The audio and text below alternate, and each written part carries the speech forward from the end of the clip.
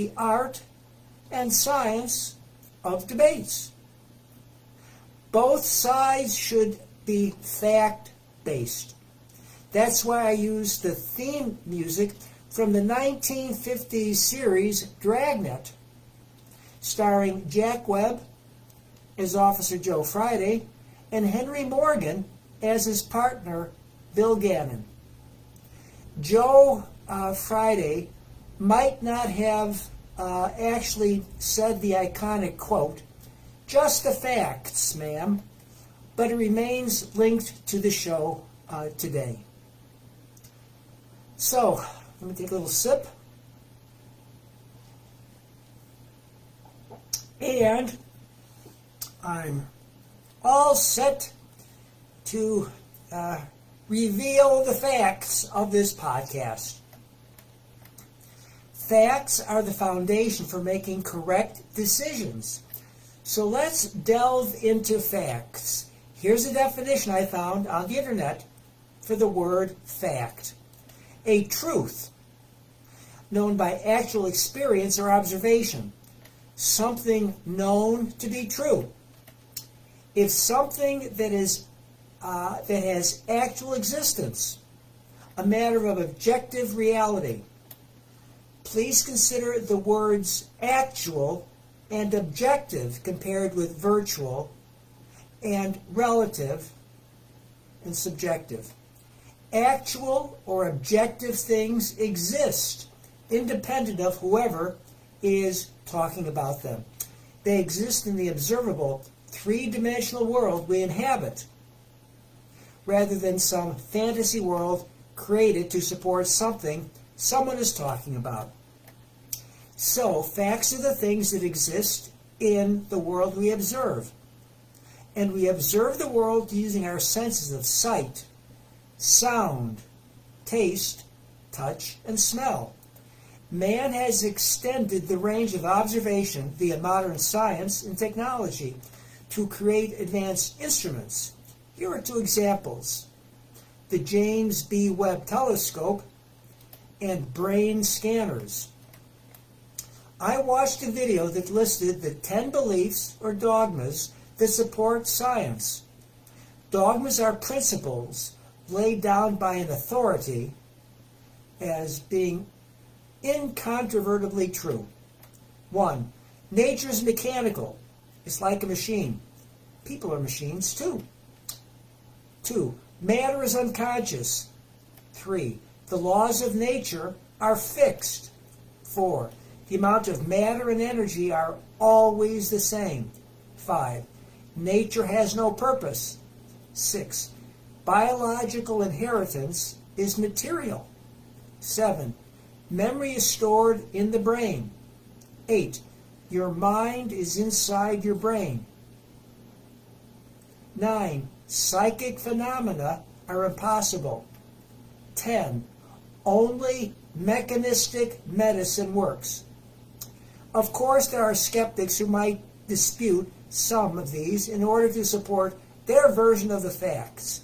But what I have listed is considered correct by most of the world's scientific community. I came across a current book, Third Millennium Thinking, Creating Science in a World of Nonsense, by Saul Perlmutter, John Campbell, and Robert McCown.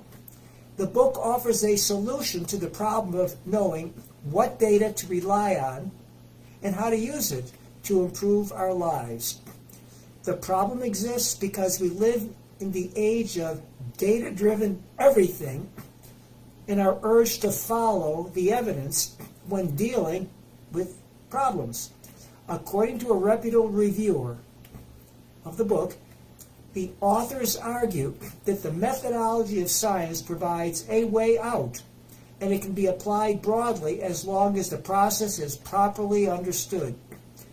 The book lays out the questions to ask, the ways to separate facts from opinions, how to distinguish reliable information from background noise, how to think in terms of probabilities instead of absolutes, and how to incorporate personal values.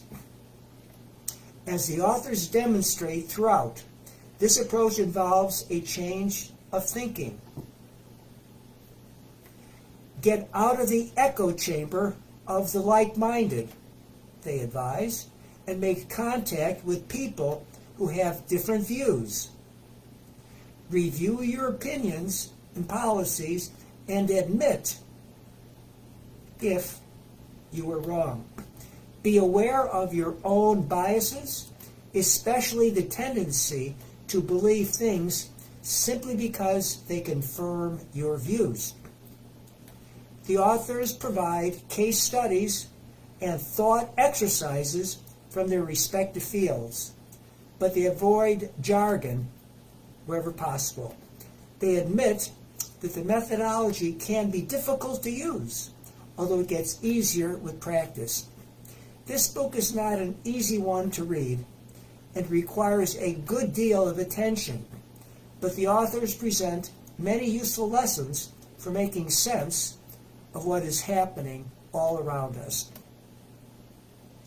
And I came across a recent Wall Street Journal article that compares current to classical debating practices. It summarizes the book, Farnsworth's Classical English. And its bottom line says most of the current debaters arguing for their side in the headline-grabbing problems facing us today are inept, relying on name-calling, fake news, and invented facts rather than sound, logical arguments.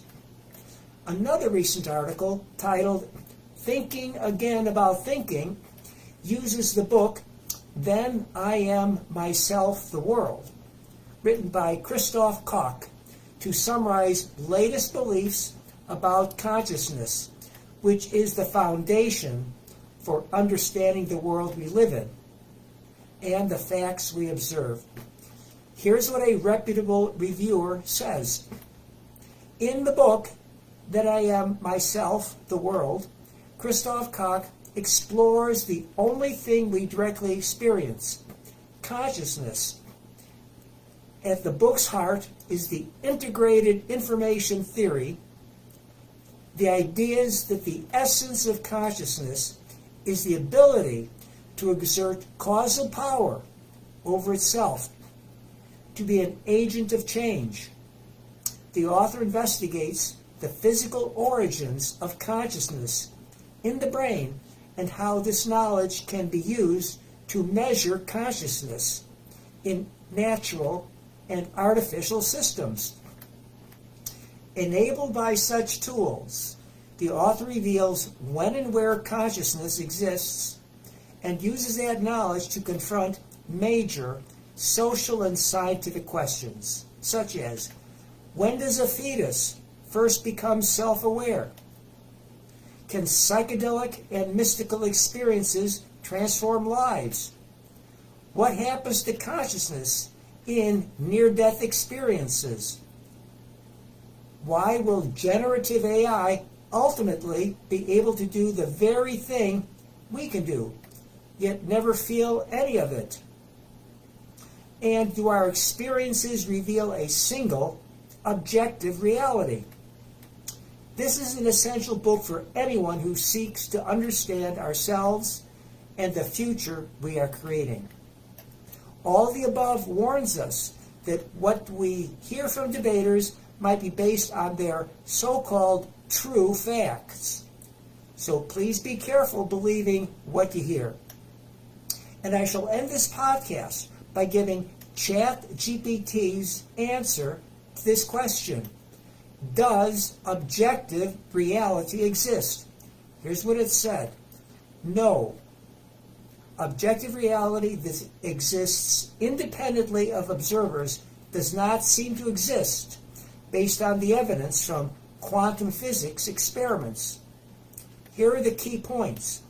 Quantum experiments suggest that objective reality is incompatible with certain fundamental principles of quantum mechanics.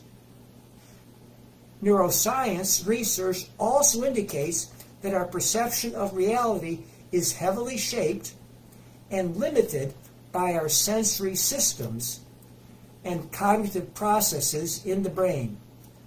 We do not directly experience an objective external reality, but rather a subjective model constructed by our minds.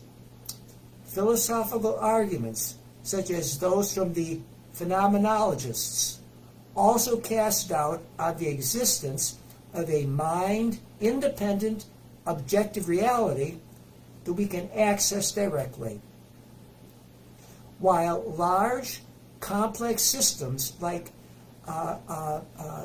technology today seem to work based on an assumption of objective reality, this could potentially be explained by a reality that arises from intersubjective agreement rather than existing independently of observers.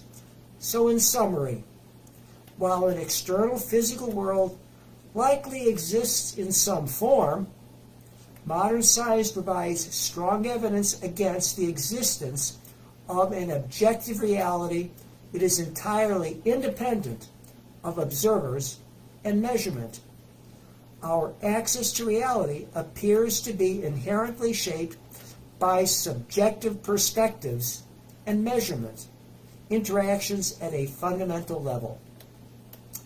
And that will end this podcast. So thanks for listening, and bye-bye until next time.